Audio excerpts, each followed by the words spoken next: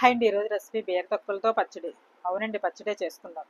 బీర తొక్కలను చిన్న చిన్న ముక్కలు కట్ చేసి తీసుకొని 4 ఎండుమిర్చి, 5-6 వెల్లుల్లి రెబ్బలు, కొద్దిగా కరివేపాకు తీసుకొని ఇప్పుడు కడాయిలోని ఆయిల్ వేసి ఆయిల్ హీట్ అయిన తర్వాత కొద్దిగా శనగపప్పు, కొద్దిగా మినపప్పు, కొంచెం జీలకర్ర వేసుకొని పల్లీలు కూడా వేసుకుంటే టేస్ట్ చాలా బాగుంటుంది.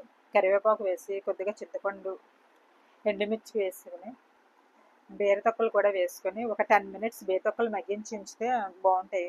వెల్లుల్లి కల్లుప్పు వేసుకొని కొద్దిగా మగ్గిన తర్వాత చల్లార్చుకొని మిక్సీ జార్లో వేసుకొని మరీ మెత్తగా కాకుండా బరకగా మిక్సీ పట్టి తీస్తే పచ్చడి రెడీ అవుతుంది. ఈ పచ్చడి మిక్సీలోనే కాకుండా రోటి పచ్చడిగా కూడా చేసుకుంటే చాలా బాగుంటుంది. ఇదే బీర తొక్కలతోనే కొద్దిగా నువ్వులు, కొద్దిగా బీరకాయ ముక్కలు వేసి కూడా బీర పచ్చడి చేసుకుంటే చాలా బాగుంటుంది.